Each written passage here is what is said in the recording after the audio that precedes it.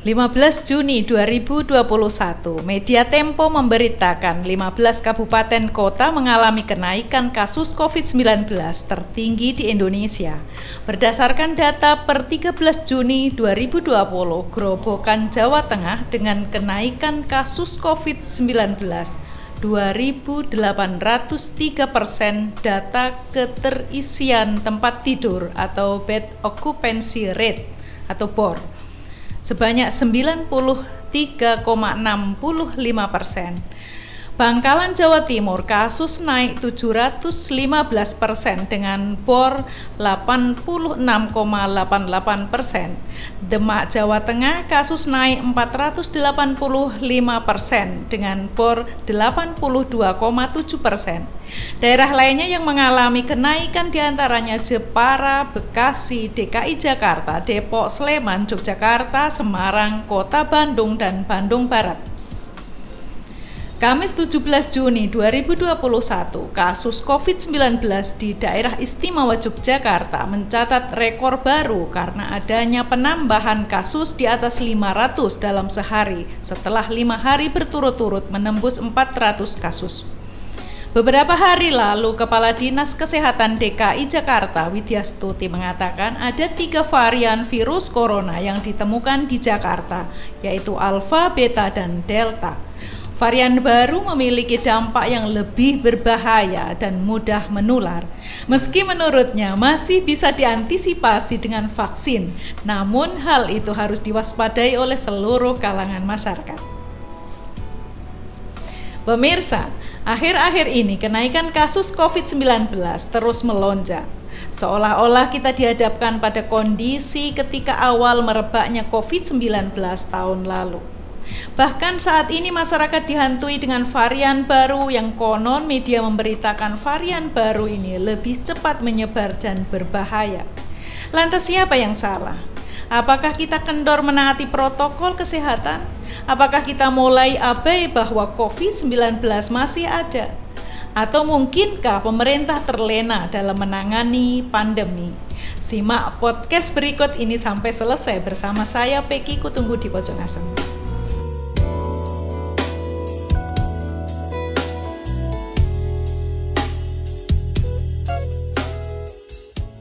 Podcast ke-18 kali ini kembali saya harus sendiri menyapa pemirsa yang semoga senantiasa diberikan kesehatan jasmani dan rohani serta tetap semangat menghadapi ujian pandemi COVID-19. Jika ditanya siapa yang salah sehingga kasus COVID-19 kembali memuncak, maka kita tidak perlu jauh-jauh berpikir hingga mengerutkan kening. Mari kita berkaca terlebih dahulu, sudahkah kita patuh protokol kesehatan?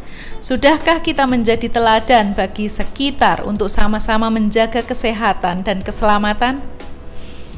Pemirsa, saya kira kita semua, baik dari kalangan masyarakat biasa, menengah, pejabat, pengusaha, pedagang, milenial, dan lain sebagainya, harus sejenak merenung dan mengevaluasi diri masing-masing.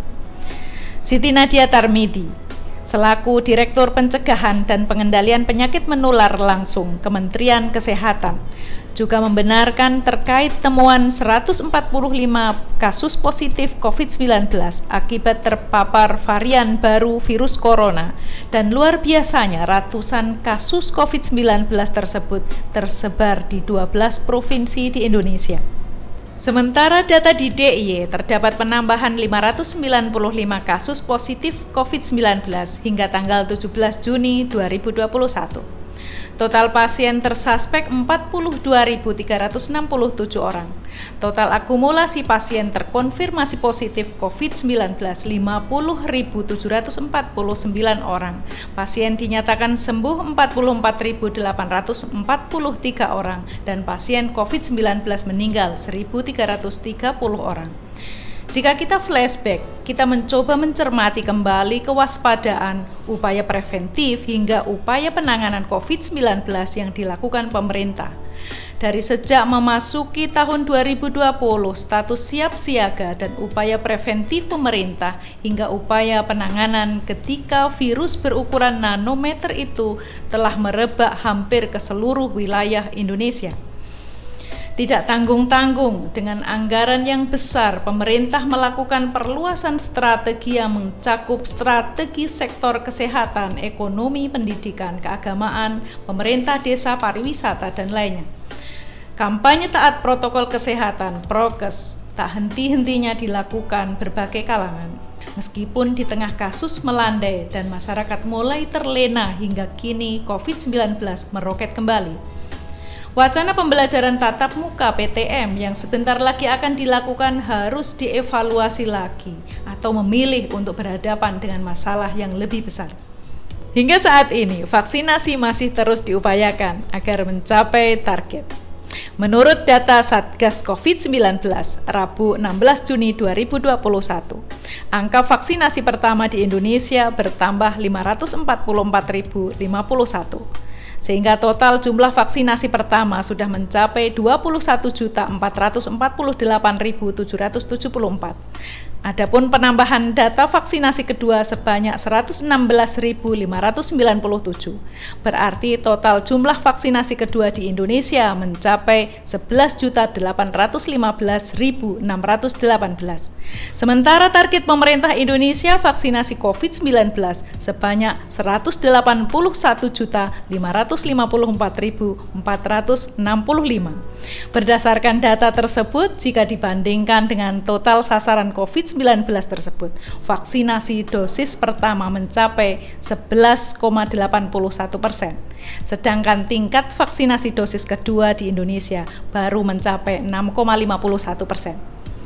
Pemirsa, upaya penanganan COVID-19 masih terus dilakukan sebagai bagian dari Lembaga Pendidikan Universitas Widya Mataram terus mengajak seluruh masyarakat untuk bersama-sama berjuang melawan COVID-19. Masa depan bangsa ada di tangan kita semua. Anak cucu kita akan menuai hasil dari perjuangan kita saat ini. Taat prokes bukan perkara mudah. Harus kita lakukan secara sadar dan tidak menjadikannya sebagai beban.